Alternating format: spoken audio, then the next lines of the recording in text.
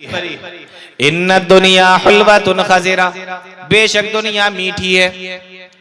मीठा अल्लाह के नबी सल्लल्लाहु अलैहि वसल्लम को भी पसंद था। हदीसों के अंदर आता है आपको मीठा और ठंडा पानी पसंद था, आपको शहद पसंद था, मीठी चीजें आप पसंद किया करते थे। दुनिया के सबसे बेहतरीन इंसान को भी मीठा पसंद था। तो मीठी चीज इंसान को पसंद आती है। और दूसरी चीज अल्लाह के नबी सल्लल्लाहु अलैहि वसल्लम ने बयान फरमाई, इन्ना दुनिया हुल्वतुन खज़िरा, और दुनिया हरी भरी है। हरी चीज, हरियाली इंसान को पसंद आती। आपने देखा होगा पैसे वालों को गर्मी के मौसम में ऐसे इलाकों में जाते हैं जो हरे भरे होते हैं, जो ठंडे होते हैं, हरे भरे होते हैं, ऐसे इलाकों में जाते हैं। लोगों को देखा होगा खेतों खलियान की तरफ निकल जाते हैं, बागों की तरफ निकल जाते हैं। क्यों? हरियाली पसंद आती है। लोग अपने घरों के अंदर पेड़ पौधे लगाते हैं, और जिन घरों के अंदर पेड़ पौधे नहीं लग पाते वो आर्टिफिशियल प्लास्टिक के फूल और पेड़ और पौधे ले लेकर आते हैं और घरों पे आके लगाते हैं। क्यों? इसलिए कि हरियाली इंसान को पसंद होती। लेकिन हरियाली का ताल्लुक किस चीज से है? देखने से। और मीठे का ताल्लुक किससे है? खाने से। तो एक का ताल्लुक देखने से और एक का ताल्लुक खाने से। अब हदीस सुने, प्यारे नबी फरमाते हैं, इन्ना दुनिया हुल्वतुन खज़िरा, बेशक दुनिया मीठी भी है और हरी भरी भी है। यानी ये देखने में भी अच्छी लगती है और ये खाने में भी अच्छी है।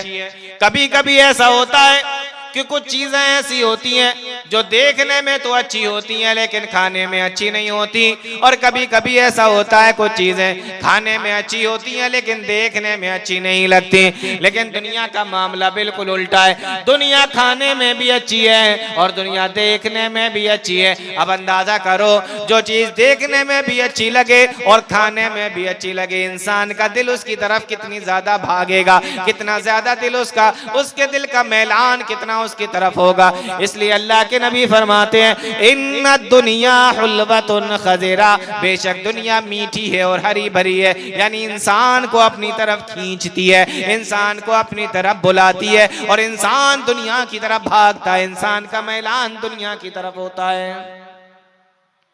ठीक है ना? इतनी बात समझ में आ गई? अब आगे देखें हदीस। प्यारे नबी फरमाते हैं, इन्नल्लाह ताला मुस्तखलिफकुम फीहा, बेशक अल्लाह ताला तुमको इस दुनिया के अंदर बादशाह बनाएगा। ये दुनिया तुम्हें दे देगा। इस दुनिया के पीछे तुम भाग रहे हो, ये दुनिया भी तुम्हें मिल जाएगी। इस दुनिया की रंगीनियां भी तुम्हें मिल जाएगी। इस दुनिया की नेमतें तुम्हें मिल जाएंगी। इस दुनिया की मिठास तुम्हें मिल जाएगी। मुस्तखलिफकुम, अल्लाह तुम्हें खलीफा बना देगा, अल्लाह तुम्हें बादशाह बना देगा। खलीफा किसको कहते हैं?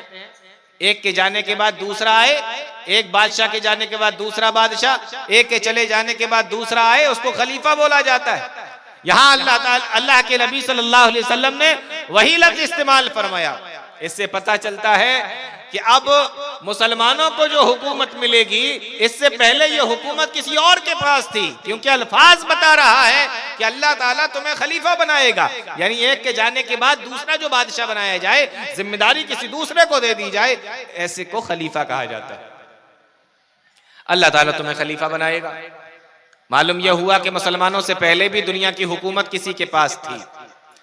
और किसके पास थी? यहूद और नसारा के पास, बनी इसराइल के पास, उम्मत मुस्लिमा से पहले की उम्मतों के पास। अल्लाह ताला ने उनको भी खलीफा बनाया, अल्लाह ताला ने उनको भी बादशाह बनाया इस दुनिया के अंदर। अल्लाह ताला फरमाता है कि हम तुम्हें भी खलीफा बनाएंगे, तुम्हें भी बादशाह बनाएंगे। फिर आगे क्या होगा? अल्लाह के नबी फरमाते हैं, फयंजुरु कैफ तामलून, जब अल्लाह ताला तुम्हें दुनिया दे देगा, अल्लाह ताला तुम्हें बादशाह बना देगा, अल्लाह ताला तुम्हें खलीफा बना देगा, अल्लाह ताला तुम्हें दुनिया की नेमतें दे देगा, फयंजुरु कैफ तामलूना, तो अल्लाह ताला देखेगा कि तुम में से कौन बेहतरीन अमल करता है। अल्लाह ताला इस बात को देखेगा कि तुम में से कौन अच्छे अमल करता है। दुनिया मिलेगी तो दुनिया के चक्कर में लग गए या आखिरत के चक्कर में लग गए, या अल्लाह ताला आजमाएगा, अल्लाह ताला देखेगा। इसलिए अल्लाह के नबी सल्लल्लाहु अलैहि वसल्लम ने फरमाया फत्तकुद दुनिया, ओ लोगों जब तुम्हें दुनिया मिल जाए, दुनिया की नेमतें तुम्हें मिल जाएं, दुनिया में तुम्हें खलीफा बना दिया जाए, दुनिया के अंदर तुम्हें बादशाह बना दिया जाए, फत्तकुद दुनिया, तो दुनिया से बच के रहना। अजीब बात है, अल्लाह ताला हुकूमतें भी दे रहा है, अल्लाह ताला खिलाफतें भी दे रहा है, अल्लाह ताला दुनिया भी दे रहा है, और साथ ही साथ ये भी बताया जा रहा है कि फत्तकुद दुनिया, दुनिया से बच के रहना। क्या मतलब है इसका?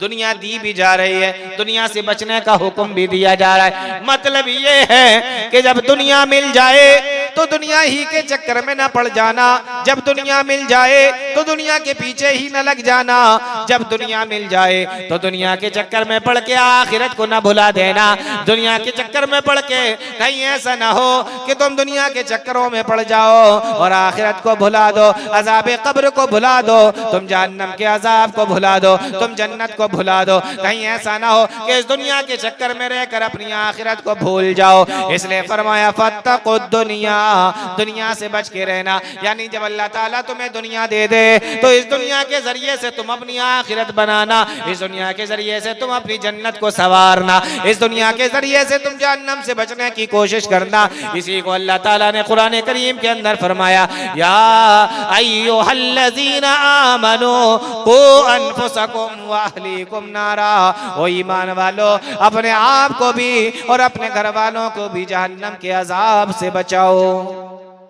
तो दुनिया मिलेगी, लेकिन दुनिया के चक्कर में आखिरत ना भूल जाओ, बल्कि इस दुनिया को हासिल करके अपनी आखिरत को बनाओ।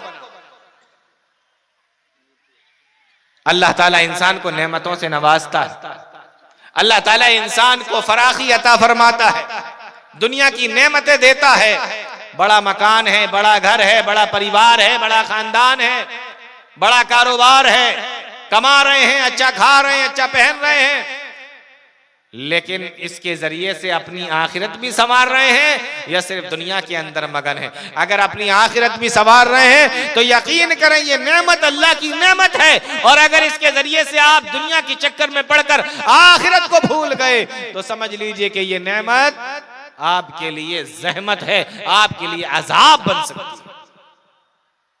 फत्तकुद दुनिया, दुनिया से बचना। और आगे